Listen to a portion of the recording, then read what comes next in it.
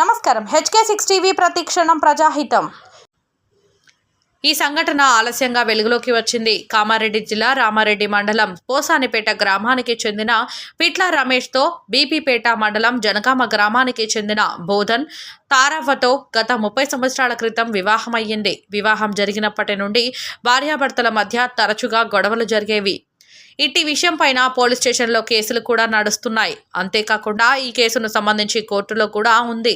అయితే గత 2 రోజుల క్రితం బీబీపేట ఎస్ఐ పిట్ల రమేష్ బీబీపేట పోలీస్ స్టేషన్ రావాలని రామారెడ్డి కానిస్టేబుల్ సిద్ది రాములు చెప్పాడని, తాను బీబీపేట పోలీస్ స్టేషన్ వెళ్లే సమయంలో Bibipet police station constable Ramulu జోక్యం చేసుకుని బీబీపేట బస్సు ఎక్కించి తర్వాత రమేష్ భార్య తారవ్వ, భామర్తి ఎల్లయ్య, వారి సడగులు పిట్ల లింగం, నాగరాజు భార్య విమలకు సమాచారం అందించాడని, నేను వస్తున్న బస్సులో దోమకొండ వద్ద దించారని, అక్కడి నుండి దూరం తీసుకెళ్లి నన్ను వీళ్ళందరూ కలిసి కొట్టారని, వీరందరికీ సమాచారం అందించినటువంటి బీబీపేట పోలీస్ స్టేషన్లో పనిచేస్తున్న కానిస్టేబుల్ రామును వెంటనే సస్పెండ్ చేయాలని ఆవేదన వ్యక్తం చేశారు.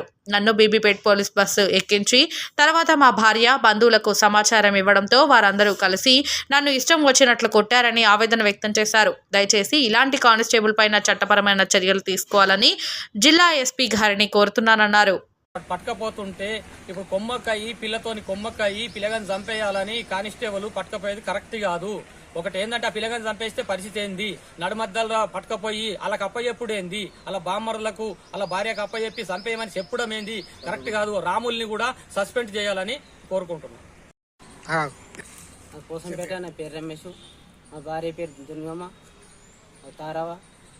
ఆయనతో మా బామ్మరుదులు మేము ఇక్కడ కామెడీకి వచ్చిన కామెడీ నుంచి కోరుకొని వస్తే ఆయనతో ఇక్కడికి వెళ్ళి ఆయనతో మన రాము సార్ అంటే ఆయన కానిస్టేబుల్ ఆయనతో ఫోన్ చేసి నువ్వు ఇక్కడికి వచ్చేదాకా కాదు, రాకపోతే బాగుండదు, నా దగ్గర డబ్బులు లేవు సార్ అన్నా కానీ వినలేరు.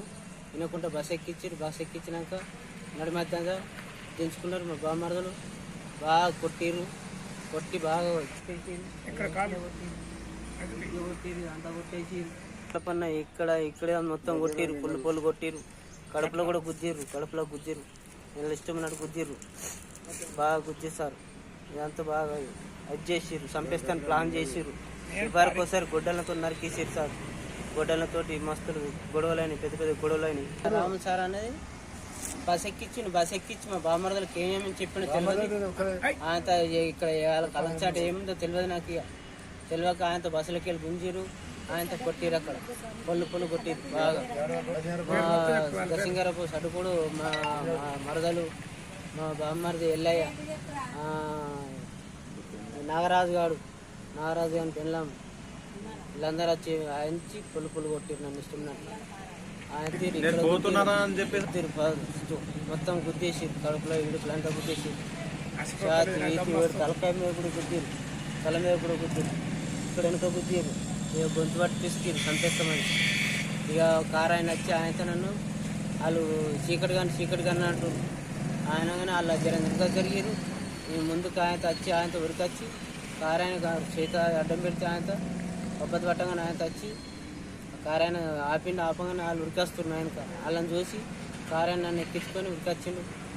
ఆయన ఎవరేమో కానీ నిజామాబాద్ పోతాను అన్నాడు. అటైతే నన్ను అక్కడ డ్రాప్ చేసి పోయిండు. రాత్రి బాగా అయిపోయింది. నేను చనిపోయాను సార్.